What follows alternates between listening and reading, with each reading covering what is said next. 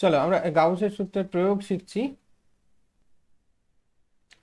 তা প্রথমে আজকে আমরা যেটা করব গাউসের সূত্রের উম, প্রয়োগের, সেটা হচ্ছে একটা অসীম দৈর্ঘ্য বিশিষ্ট ঋজু পরিবাহী।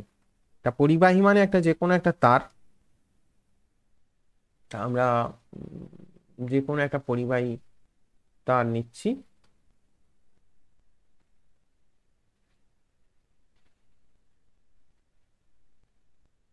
তা এই পরিবাহী তারটা কোনো নির্দিষ্ট আধানে আহিত আছে। ধরো এটা আমি ধরলাম ধনাত্মক আধানে আহিত।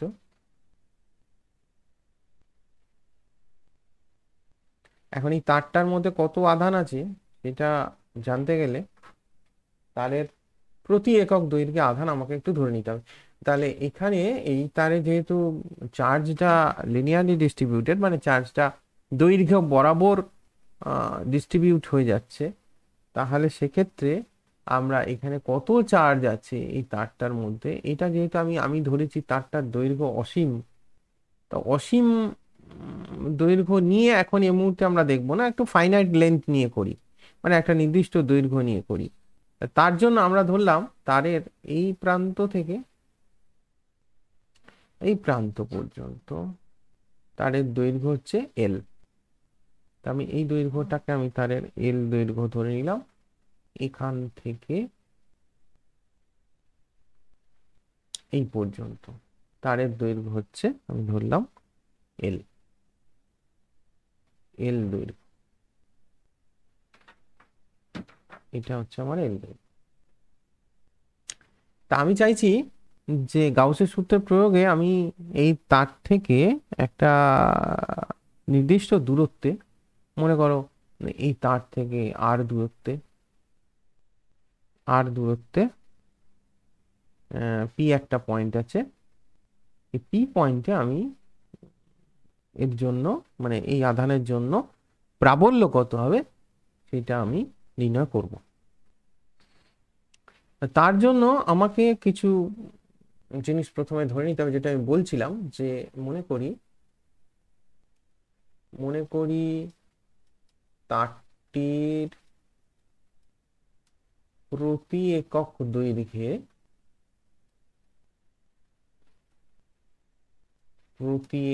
দৈর্ঘ্যে আধান সমান ল্যামডা। তাহলে আমি প্রতি একক দৈর্ঘ্যে আধান হচ্ছে ল্যামডা ধরলাম।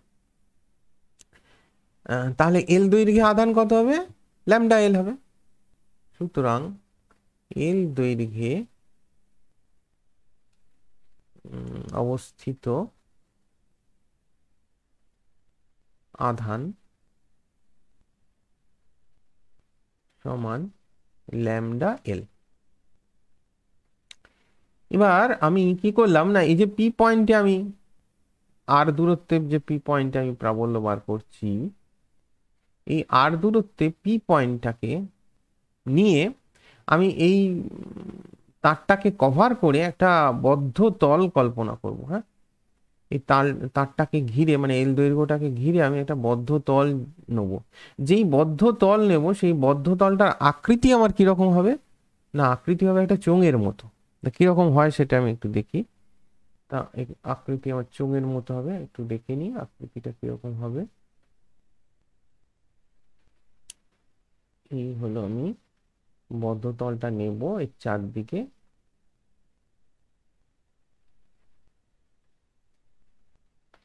তাহলে আমি বদ্ধ তলটা এর চারদিকে একটা বদ্ধ তল নিয়ে নিলাম, একটা চোঙ আকৃতি বদ্ধ তল।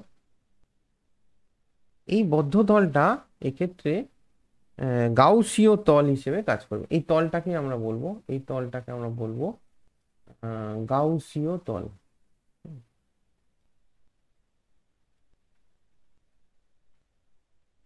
তাহলে এটাকে আমরা বলবো তার গাউসীয় তল। এবার আমি কি করব না, এই যে বদ্ধ তলটা নিলাম, এটা কিন্তু চারদিক দিয়ে, সব দিক দিয়ে বদ্ধ, সব দিক দিয়ে বদ্ধ মানে পাঁচটা বদ্ধ, ওপরটাও বদ্ধ, নিচেটাও বদ্ধ। এবার একটুখানি আমাকে ভাবতে হবে যে আমি যখন গাউসের সূত্রটা প্রয়োগ করব, এই প্রয়োগ করার সময় আমাকে কটা তল নিয়ে ভাবতে হবে। বদ্ধ তল বলতে এখানে সাইড দিয়ে একটা বদ্ধ তল, দেখো ওপরে একটা বদ্ধ তল, নিচে একটা বদ্ধ তল, তিনটে তল নিয়ে একটু আমাকে ভাবতে হবে। প্রথমত তিনটে তল নিয়ে ভাবার জন্য আমি একটা কাজ করলাম, এই তলের ওপর আমি একটা ডিএস, একটা ছোট্ট এরিয়া নিলাম, এই তলের গায়ে ডিএস একটা ক্ষেত্র নিলাম, যে কোনো ক্ষেত্র নিলাম। তাহলে তার ডিএস ভেক্টরটা কোন দিয়ে কাজ করবে? অবশ্যই এর থেকে সোজা বাইরের দিকে কাজ করবে ডিএস ভেক্টরটা,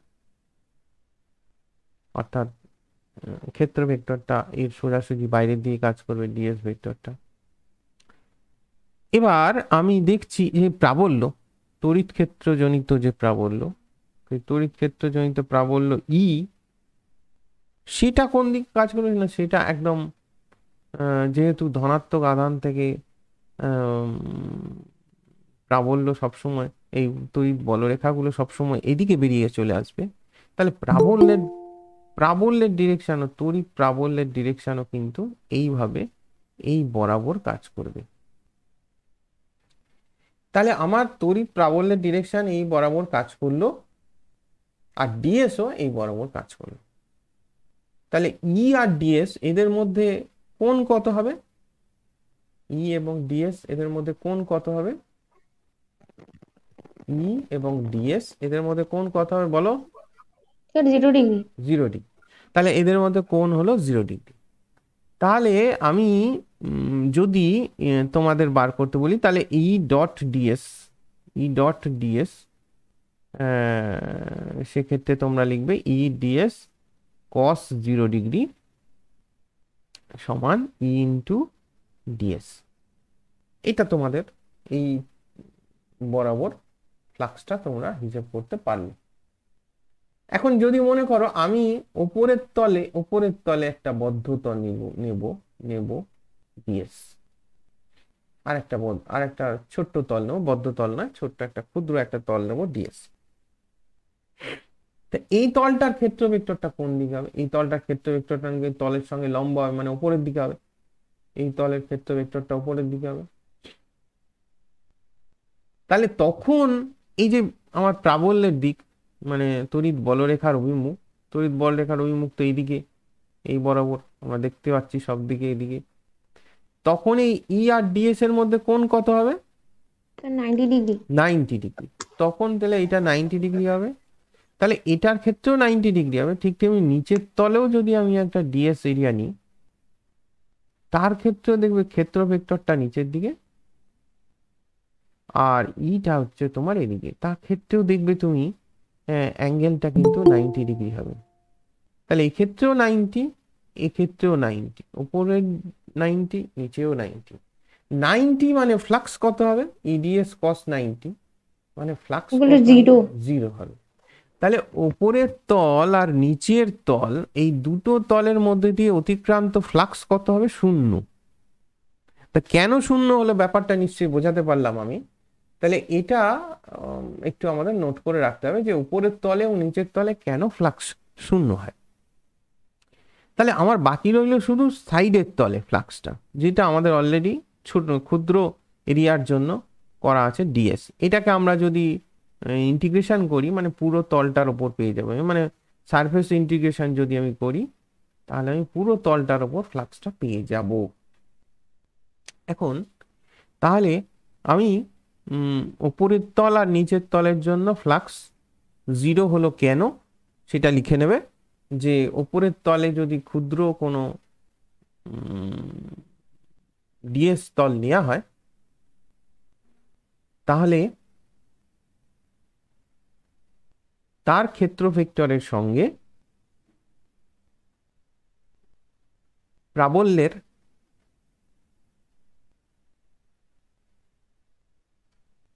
কোণ 90 ডিগ্রি হয়।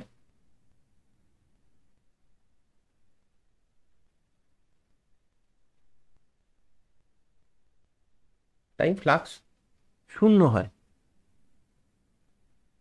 একই ঘটনা নিচের তলের ক্ষেত্রেও ঘটে।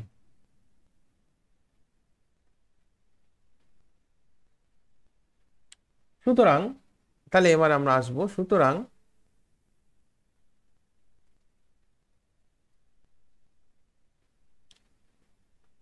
চোঙটির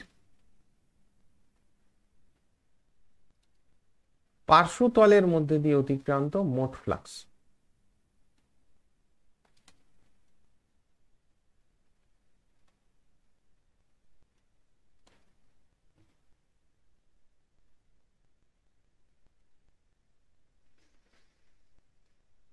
মোট ফ্লাক্স, পার্শ্বতলের মধ্যে দিয়ে অতিক্রান্ত মোট ফ্লাক্স। তাহলে মোট ফ্লাক্স যেহেতু আমি হিসেব করে রেখেছি, সেটা করতে গেলে তোমাকে গাউসের সূত্র অনুযায়ী মোট ফ্লাক্স আমি লিখবো একেবারে গাউসের সূত্র অনুযায়ী।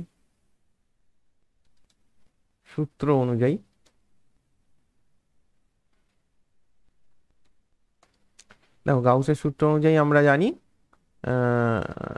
Surface integration E dot dS equal to Q by epsilon zero. অবশ্যই এটা শূন্য মাধ্যমে হচ্ছে, আমরা ধরে নেবো এটা বায়ু মাধ্যম বা শূন্য মাধ্যমে হচ্ছে, তাই এপসাইলন জিরো লিখেছি। তাহলে আমি এখানে surface integration E dot DS closed surface integration, তার মানে এটা হচ্ছে তোমার অ্যাকচুয়ালি ই ডিএস হয়ে গেল। কেন এটা ইডিএস হলো সেটা আমরা এখানে দেখিয়ে দিয়েছি, এটা ইডিএস কেন হলো, equal to Q by epsilon zero. আচ্ছা, এবার ইটা আমার বাইরে চলে এলো, আর closed surface integration DS equal to Q by epsilon zero.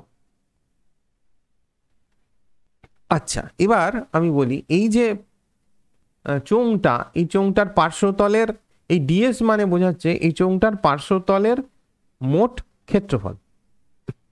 আচ্ছা, এখানে একটা জিনিস বলার দরকার আছে, কিউটা কি না, এই বদ্ধতলটা কত আধানকে ঘিরে আছে। বদ্ধতল দ্বারা বেষ্টিত মোট আধান কত না, এই যে বদ্ধতলটা তো এল দৈর্ঘ্যটাকে ঘিরে আছে, তাহলে এল দৈর্ঘ্যের মধ্যে কত আধান আছে না, ল্যামডা এল পরিমাণ আধান আছে।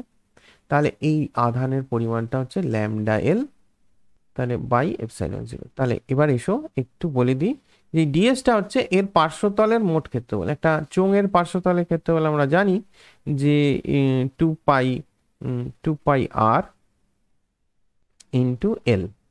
টু পাই আর মানে এর ব্যাসার্ধ যেহেতু আর, তাই two pi r into L equal to আমার হলো এখানে lambda L by epsilon zero.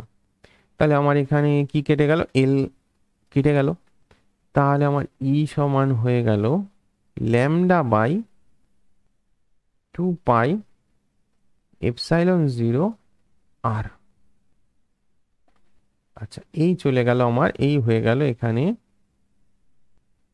একটা এর প্রাবল্য। কার না, দেখো প্রাবল্যটা কি দৈর্ঘ্যের উপর ডিপেন্ড করছে, দৈর্ঘ্যের উপর নির্ভর করছে কি, নির্ভর করছে না নিশ্চয়ই, কারণ এখানে এল এর কোনো ব্যাপারই নেই। অর্থাৎ প্রাবল্য এই তারটার দৈর্ঘ্যের উপর ডিপেন্ড করে না কিন্তু। কাজে এই তারটা যদি অসীম দৈর্ঘ্য বিশিষ্ট হয় তাহলেও এই রেজাল্টটা একই হবে। তাই অসীম দৈর্ঘ্য বিশিষ্ট ঋজু তারের জন্য তার থেকে একটা নির্দিষ্ট দূরত্বে প্রাবল্য আমি দেখতে পাচ্ছি equal to lambda by two pi epsilon zero. আর এখান থেকে বোঝা যাচ্ছে এটা দূরত্বের সঙ্গে ব্যস্তানুপাতে পরিবর্তিত হয়, অর্থাৎ ই ভ্যারিজেস 1/r। অর্থাৎ যত দূরত্ব বাড়বে তত কিন্তু এটা আস্তে আস্তে কমবে। তাহলে এখান থেকে আমি এদের একটা কি বলবো সম্পর্ক, মানে একটা গ্রাফিক্যাল আমি এটা দেখাবো, পরিবর্তন দেখাবো। ধরে নাও এদিকে আমার হচ্ছে, এদিকে আমার হচ্ছে তার প্রাবল্য,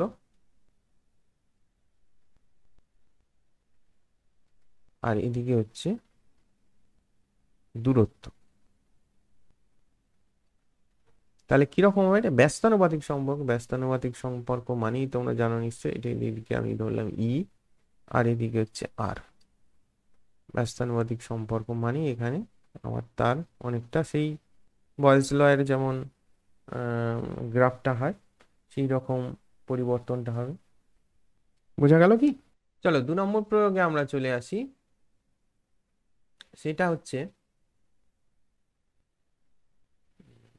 অসীম দীর্ঘ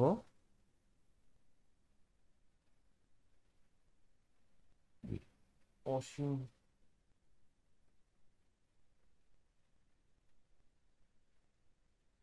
অসীম এবং সুষমভাবে আহিত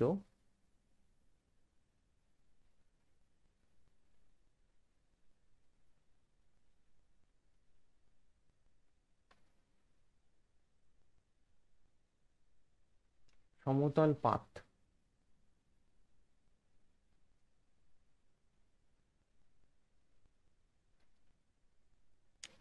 তাহলে সুষমভাবে আহিত সমতল কোনো পাত,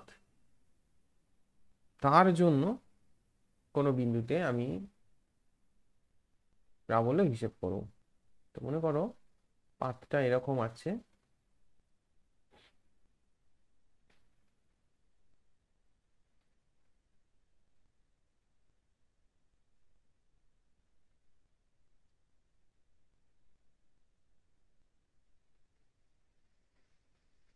এই হচ্ছে পাত,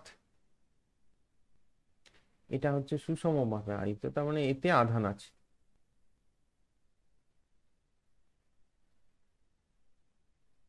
তাহলে এতে আধানটা যেভাবে ছড়িয়ে আছে, তাতে আমি কিন্তু এখানে আর প্রতি একক দৈর্ঘ্যে আধান ধরলে হবে না, এখানে ধরতে হবে প্রতি একক ক্ষেত্রফলে আধান।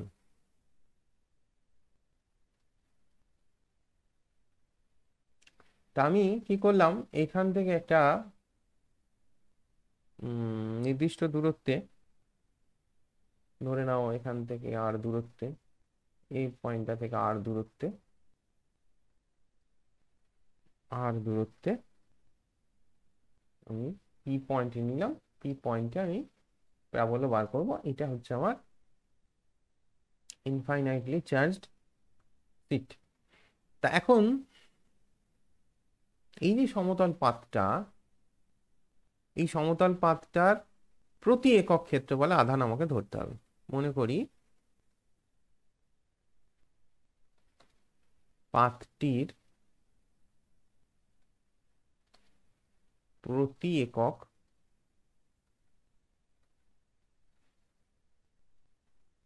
ক্ষেত্রফলে আধান সমান হচ্ছে সিগমা। তা আমি কি করলাম, এই যে পি পয়েন্টে আমি একটা, পি পয়েন্টে তো প্রাবল্য বার করব। তো তার জন্য এইটাকে কভার করে এর মধ্যে কোনো একটা এরিয়া, ছোট এরিয়া আমি ধরলাম, এই সিটের উপর কোনো একটা ছোট এরিয়া আমি ধরলাম ডিএ। ডিএ একটা ছোট এরিয়া আমি এখানে নিলাম। তা আমাকে ডিএ এরিয়াকে কভার করে কোনো একটা বদ্ধ তল আঁকতে হবে, ডিএ এরিয়াকে কভার করে থাকবে। তার জন্য সেই বদ্ধ তলটা কিরকম হবে যেন, বদ্ধ তলটা হবে এরকম, যেটা এটাকে কভার করে থাকবে।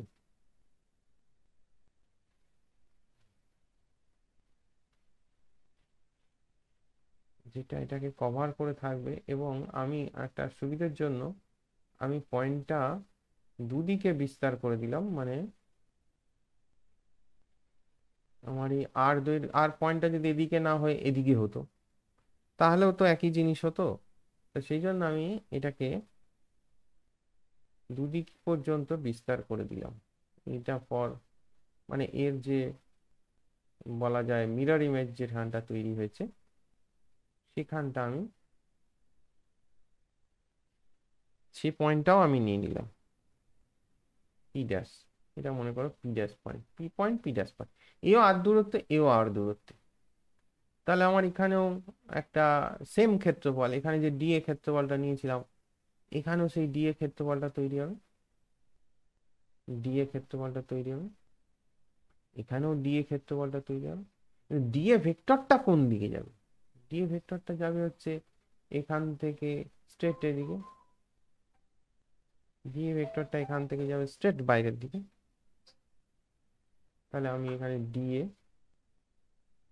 ডিএ ক্ষেত্র ভেক্টরটা এইদিকে কাজ করবে। আচ্ছা, এবার আমাকে বলে ই এর ডিরেকশন কোন দিকে। ই এর ডিরেকশন হবে এই যে তলটা আছে, সমতল প্লেটটা আছে, সমতল প্লেটটা থেকে একদম স্ট্রেট ধনাত্মক আধান আছে, তো এদিকেও যাবে, ওদিকেও যাবে, আর এদিকেও যাবে। তাহলে ই এর ডিরেকশন আমার দুদিকেই এরকম ভাবে যাবে। প্রাবল্যের ডিরেকশন এইভাবে। তাহলে আমি যে বদ্ধ তলটা কল্পনা করছি এটাও কিন্তু চোঙ, একটা লম্বা চোঙ। এই চোঙটার দৈর্ঘ্য কত? তো 2 আর 2r। এই চোঙটার দৈর্ঘ্য হচ্ছে 2r, আর এর বেসের ক্ষেত্রফল হচ্ছে, মানে দিয়ে ক্ষেত্রফল হচ্ছে ডি। তাহলে এই যে চোঙটা নিয়েছি, লক্ষ্য করো এরও বদ্ধ তল কটা? এধারে একটা তল বদ্ধ, এধারে একটা তল বদ্ধ, সাইডে একটা বদ্ধ, মানে 3টে বদ্ধ তল। তা আমি কিন্তু দেখো, লক্ষ্য করো যে এই যে ই এর ডিরেকশন আর ডি এর ডিরেকশন দুটো হচ্ছে পরস্পর একই রেখা বরাবর কাজ করছে, মানে এদের মধ্যে কোণ হচ্ছে 0 ডিগ্রি, এটার ক্ষেত্রেও 0 ডিগ্রি, এটার ক্ষেত্রেও 0 ডিগ্রি। কিন্তু আমি যদি এই তলটার গায়ে কোনো এরিয়া নিই, এই তলটার একদম গায়ে যদি আমি কোনো এরিয়া নিই দিয়ে, তাহলে তার ক্ষেত্রে ডি ভেক্টরটা কোন দিকে হবে? উপর দিকে হবে। তাহলে তার ক্ষেত্রে ডি এর সঙ্গে ই এর 90 ডিগ্রি কোণ হবে। তাহলে এখানে যে পার্শ্বতল আছে, এই পার্শ্বতলটা চোঙের, এই পার্শ্বতল বরাবর মোট ফ্লাক্সটা কিন্তু 0 হচ্ছে এখানে। আর সাইডের দুটো তল বরাবর যে ফ্লাক্স হচ্ছে সেটা আমাকে হিসেব করতে হবে। এটার জন্য হচ্ছে ই ইন্টু ডিএ, এটার জন্য হচ্ছে ই ইন্টু ডিএ। তাহলে মোট কত হয়ে গেল? 2 × ই × ডিএ। বোঝা গেল কি জিনিসটা?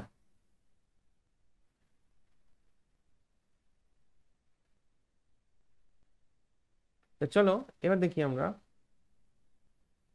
তাহলে লিখবো পি এবং পি ড্যাশ বিন্দুতে, পি ড্যাশ বিন্দুতে যে দুটি আরেকবার বলুন। তল, হ্যাঁ বলো, বলছি আমি। আমি বললাম যে এটা আমার আমার কটা বদ্ধ তল হচ্ছে, এদিকে একটা, এদিকে একটা, এবং সাইডে একটা বদ্ধ তল, মানে একটা চোঙ হয়ে গেছে। তো একটা লম্বা ধরনের একটা চোঙ হয়েছে, চোঙটা যেন শুয়ে আছে মনে হচ্ছে এই চোঙটা। তাহলে এর যে দৈর্ঘ্যটা 2r, এই বরাবর যে পার্শ্বতলটা আছে সেই পার্শ্বতলের উপর যদি আমি কোনো এরিয়া নিই, তাহলে তার ক্ষেত্র ভেক্টর আর এই প্রাবল্য এরা পরস্পর লম্ব থাকবে। তার জন্য এই পার্শ্বতলে কোনো ফ্লাক্স হবে না, কারণ ই dot dS equal two EDS cos 90 degree equal to 0 হবে। কিন্তু শুধুমাত্র যেটা ফ্লাক্স হবে সেটা হচ্ছে এদিকের বদ্ধতলটা আর এদিকের বদ্ধতলটার জন্য ফ্লাক্স হবে। তাহলে সেক্ষেত্রে এই ফ্লাক্সটা কত হবে সেটা আমি হিসেব করি। পি এবং পি ড্যাশ বিন্দুতে যে দুটি তল নেওয়া হয়েছে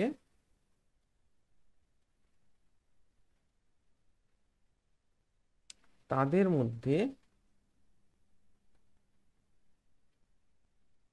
মধ্যে দিয়ে মোট flux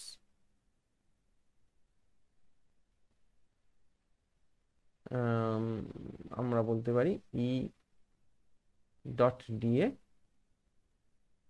plus E dot DA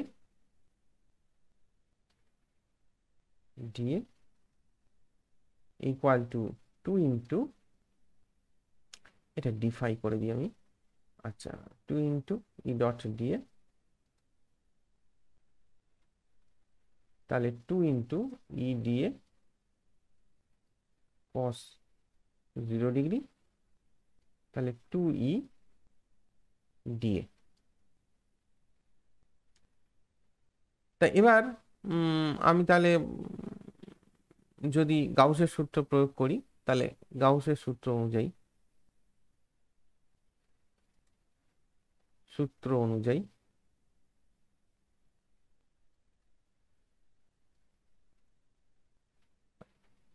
surface integration E dot dA সবসময় আমাকে এটা লিখতে হবে equal to Q by epsilon 0। এবার এখানে টোটাল যে ফ্লাক্সটা হয়েছে সেটা একেবারে আমি বসিয়ে দিতে পারি ই ডট ডিএস এর জায়গায়। 2 EDA হয়েছে আমার, 2 EDA হয়েছে। এবং যেহেতু ডিএ এরিয়ার জন্য আমি করছি তাই ডিএটা লিখেছি এখানে। সিগমা এই কিউটা মোট আধান, মোট আধান আমার কত হবে, না এটা কত আধানকে ঘিরে আছে। আচ্ছা দেখো, তার প্রতি একক ক্ষেত্রফলে আধান ছিল সিগমা, আর এখানে ক্ষেত্রফল কত, ডিএ। ডিএ ক্ষেত্রফলে আধান কত হবে, না সিগমা ইন্টু ডিএ। তাহলে এখানে হবে sigma into dA by epsilon zero. তাহলে ডিএ আমার কেটে গেল দুদিক থেকে, তাহলে ই ইকুয়াল টু হয়ে গেল সিগমা বাই 2 এপসাইলন জিরো।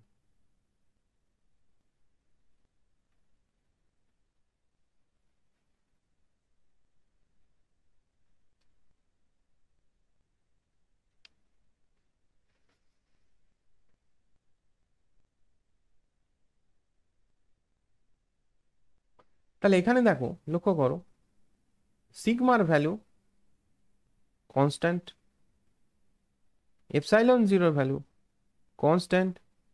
তাহলে ই এর ভ্যালু কি হয় এখানে, না আমার প্রাবল্য এখানে কিন্তু ধ্রুবক রাশি হয়। অর্থাৎ আমি এটা আর দূরত্বে পয়েন্ট নিয়েছি, এটা কি দূরত্বের উপর ডিপেন্ড করছে, করছে না। এর ক্ষেত্রফলের উপর ডিপেন্ড করছে, তাও করছে না। হ্যাঁ করছে, এটা সিগমার উপর ডিপেন্ড করছে। সিগমাটা কি, সিগমা হচ্ছে প্রতি একক ক্ষেত্রফলে কত আধান আছে তার উপর নির্ভর করছে, টোটাল ক্ষেত্রফলের উপর কিন্তু ডিপেন্ড করছে না। তাহলে সিগমা বাই 2 এপসাইলন জিরো। তাহলে ইটা আমি যদি তোমাকে এখানে কেউ বলে, তাহলে এখানে ই এর সঙ্গে আর এর ভেরিয়েশন কিরকম হবে, এখানে ই এর সঙ্গে আর এর ভেরিয়েশন কিরকম হবে, অর্থাৎ ই এর সঙ্গে আর এর পরিবর্তন কিরকম ধরনের হবে। আমি যদি এদিকে ই আর এদিকে আর নিই, তাহলে তাদের পরিবর্তন কিরকম হবে। যতই আর বাড়ুক না কেন, আর এর উপর তো ডিপেন্ডেন্টই নয়, নির্ভরই করে না। তাহলে কিরকম হবে, না এটা একটা সমান্তরাল সরলরেখা হবে। এটা কনস্ট্যান্ট, এর ভ্যালুটা কনস্ট্যান্ট, সব সময় কনস্ট্যান্ট, সব সময় কনস্ট্যান্ট।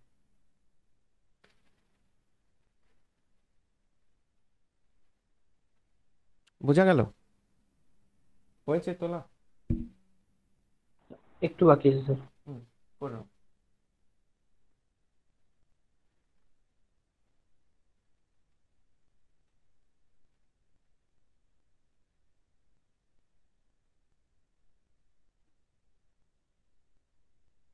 স্যার পরীক্ষায় কি এগুলো প্রমাণ করতে দেয়? হ্যাঁ,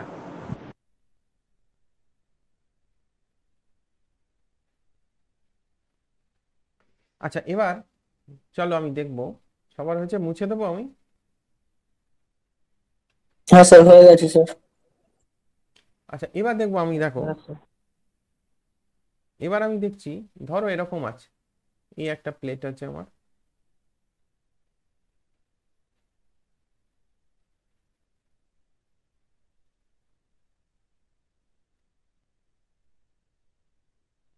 আর একটা প্লেট আছে,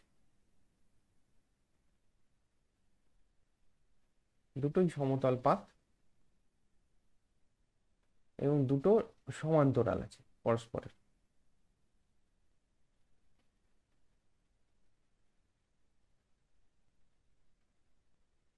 এবং দুটোই আমার ধনাত্মক আধানে, এটা প্লাস,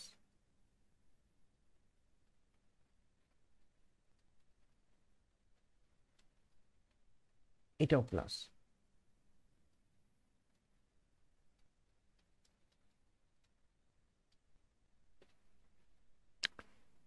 আচ্ছা ধরো তোমার পয়েন্টটা, আমি আমি চুজ করলাম পয়েন্টটা এখানে, এখানে পয়েন্টটা চুজ করলাম। তাহলে দুটো যে প্লেট আছে, সমান্তরাল প্লেট, তার জন্য এই পয়েন্টে, এই পয়েন্টে প্রাবল্য কত হবে, পি পয়েন্ট। তা লক্ষ্য করো, এখানে তো দূরত্বের উপর ডিপেন্ড করেই না, হিসেব মতো দূরত্বের উপর ডিপেন্ড করে না, কিন্তু এখানে দুটো প্লেট আছে, এটাও ধনাত্মক আধান হয়তো, এটাও ধনাত্মক আধান। তা আমি যদি এ প্লেটের জন্য আর বি প্লেটের জন্য পি বিন্দুতে প্রাবল্য বার করি আলাদা করে, তাহলে এ প্লেটের জন্য, এ পাতের জন্য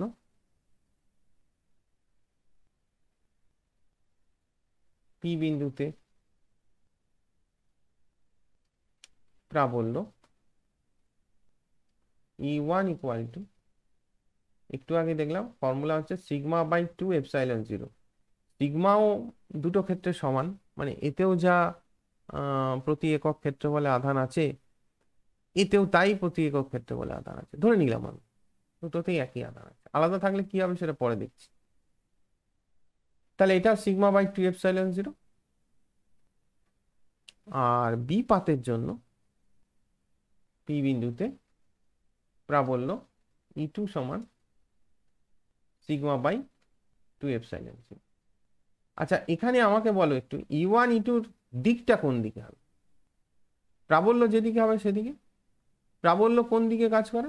ধনাত্মক আধান থেকে বলরেখাগুলো সবসময় এদিকে বাইরে বেরোবে, তাই তো নাকি? ধনাত্মক আধান থেকে স্ট্রেট এদিকে যাবে। এখানেও প্রাবল্য ধনাত্মক আধান থেকে স্ট্রেট এদিকে আসবে।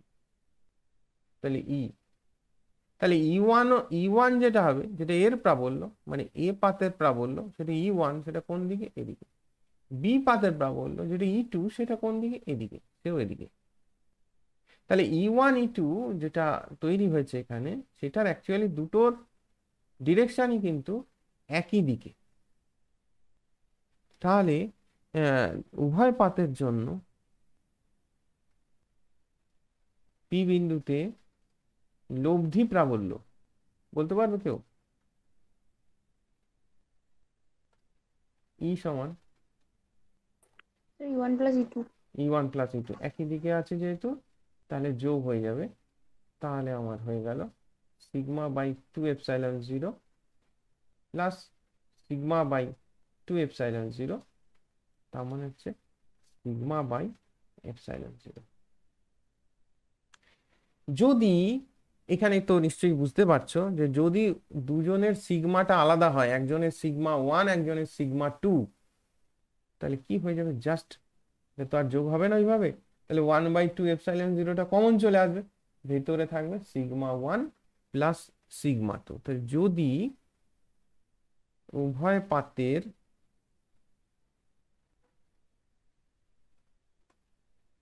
প্রতি একক ক্ষেত্রফলে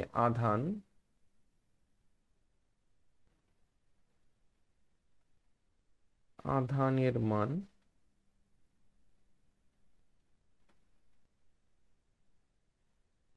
পৃথক হয়, পৃথক পৃথক হয়, তবে ইকুয়াল টু 1/2 এপসাইলন 0টা কমন চলে আসবে, ভেতরে থাকবে সিগমা 1 প্লাস সিগমা 2। আচ্ছা, এগুলো কিন্তু ভেক্টর। আমি বলছি প্রাবল্য মানে ভেক্টর, এটা ই ভেক্টর, এটা E1 ভেক্টর, E2 ভেক্টর, সবই কিন্তু ভেক্টর। তাই যখন যোগ করবো আমি, তাই লব্ধি প্রাবল্যের মানটা নিচ্ছি, জাস্ট মানটা নিচ্ছি বলে তাই আমি এভাবে লিখছি। এগুলো সব লব্ধি প্রাবল্যের কিন্তু মান নিয়ে আমি কাজ করেছি। তার ডিরেকশন কিন্তু প্রাবল্যের যেদিকে ডিরেকশন সেই দিকেই কিন্তু এর দিক কাজ করে। মুছে দেবো। হ্যাঁ স্যার। ধরো আমার নেক্সট কেসটা আমি দেখাচ্ছি। মনে করো আমার প্লেটের কন্ডিশনটা এরকম, পাত দুটো এভাবে আছে, আবার সেই একই স্যার, দুখানা। বলো। স্ক্রিন শেয়ারিং অফ হয়ে গেছে। এক মিনিট।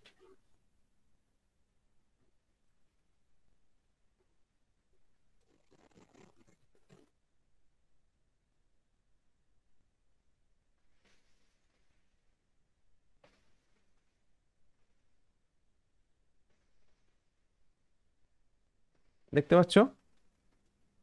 হ্যাঁ স্যার। আচ্ছা, এবার ধরো তাহলে দুটো পাতি আমার ওই একই রকম,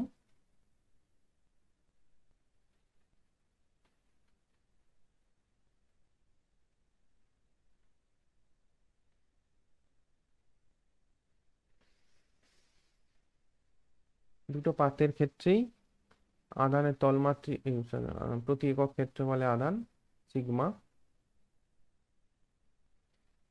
আচ্ছা, আমি একটা জিনিস বলে দিই, প্রতি একক ক্ষেত্রফলে যে আধান সিগমা ধরলাম, ওটাকেই বলি আমরা কিন্তু আধানের তলমাত্রিক ঘনত্ব।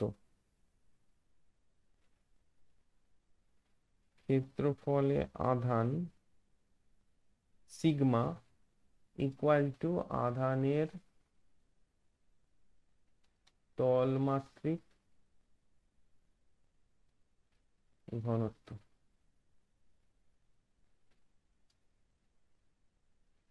আচ্ছা, যাই হোক, তাই এখানে আমার আধান আছে, প্লাস আধান আছে, প্লাস আধান আছে।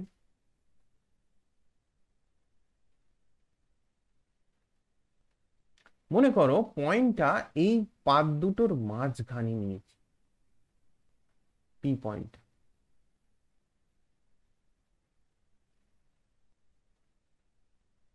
তাহলে কি হবে?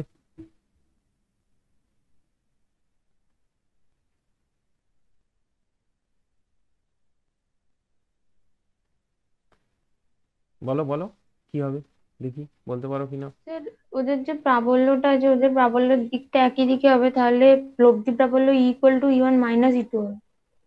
তাহলে কি বললে, প্রাবল্যটা একই দিকে হবে কেন বললে? মানে এর জন্য প্রাবল্য মানে এ হুম, পাতের জন্য প্রাবল্য, আর বি পাতের জন্য প্রাবল্য। এ পাতের জন্য পি বিন্দুতে প্রাবল্য কোন দিকে? এদিকে, তাই তো। আর বি পাতের স্যার, জন্য উল্টো দিকে হবে, উল্টো দিকে হবে। পি বিন্দুতে প্রাবল্য কোন দিকে? E2। তাহলে এটা E1, এটা E2, দেখতে পাচ্ছ, বিপরীতমুখী। আর E1 E2 এর মান কি? সিগমা যদি সমান থাকে, তাহলে E1 সমান E2 সমান হচ্ছে সিগমা বাই 2 এপসাইলন 0, তাই তো। এটার ক্ষেত্রেও সিগমা বাই 2 এপসাইলন 0, এটার ক্ষেত্রেও সিগমা বাই 2 এপসাইলন 0। তাহলে লব্ধি কত হবে? E সমান E1 মাইনাস E2। তার মানে কত হয়ে গেল গো লব্ধি? 0 হয়ে গেল। আর দুটোই তো সমান, sigma by 2 epsilon 0, sigma by 2 epsilon 0 সমান। তাহলে এই ক্ষেত্রে দুটো ধনাত্মক আধানে আহিত যদি পাত থাকে, তাহলে তার মধ্যবর্তী কোনো পয়েন্টে কিন্তু প্রাবল্য থাকবে না, তড়িৎ প্রাবল্য থাকবে না। ভাইটাল পয়েন্ট একটু নোট করে রাখবে, যে দুটো প্লেটই যদি ধনাত্মক আধানে আহিত হয় বা ঋণাত্মক আধানে আহিত, আমি বলে দিচ্ছি, এটা ধনাত্মক আধানে আহিত না হয়, দুটোই যদি সেম আধান, দুটোই যদি ঋণাত্মক আধানে আহিত হতো, তাহলেও কিন্তু একই ঘটনা ঘটতো। ঋণাত্মক আধানে আহিত হলেও কিন্তু দুটোই মাইনাস হয়ে যেত, তাহলে এখানে কিন্তু মাঝখানটা কোনো প্রাবল্য থাকতো না। বোঝা গেছে? নোট করেছো? হয়েছে?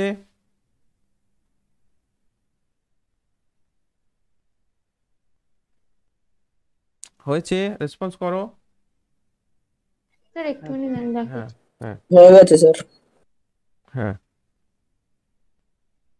এবার আমার প্রশ্ন হচ্ছে যে ধরো আমি এখানে পি পয়েন্টটাকে নেবো, তার আগে আমি একটা জিনিস বলে দিই তোমাকে। ধরো মনে করো এরকম একটা ব্যাপার, যে একটা প্লেট আমার ধনাত্মক আধানে আহিত, একটা আমার ঋণাত্মক আধানে আহিত, হতেই পারে।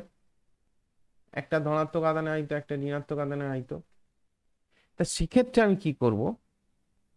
মনে করো এটা ঋণাত্মক আধানে আহিত,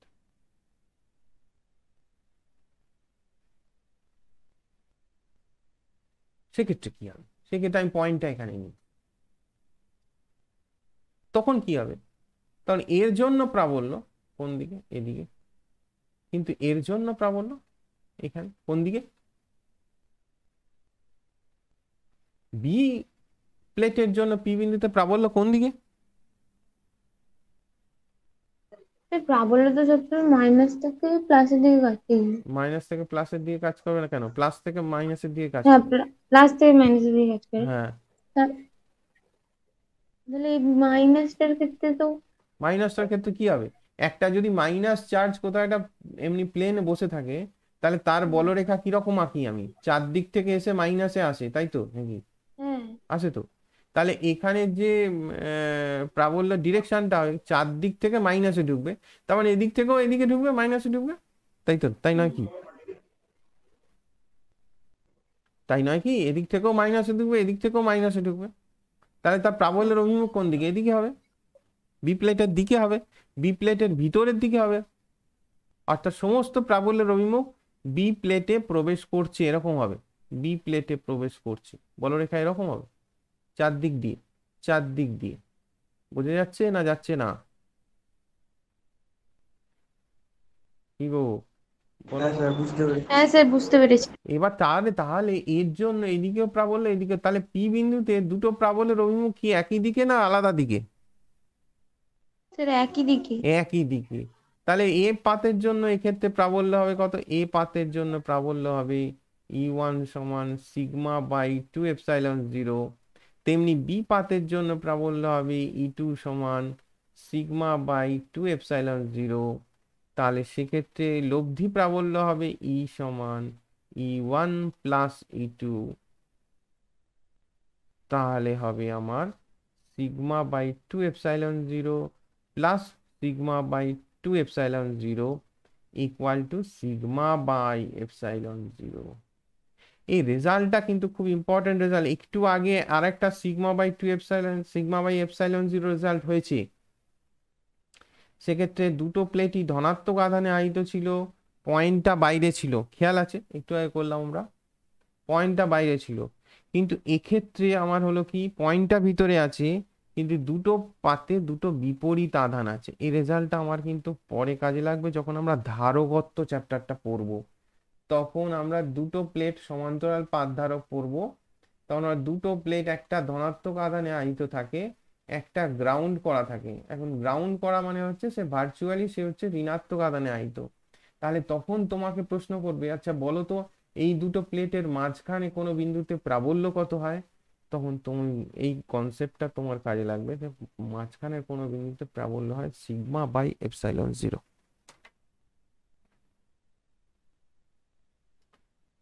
বোঝা গেল না গেল না? আজকের ক্লাস আমরা এখানেই শেষ করব।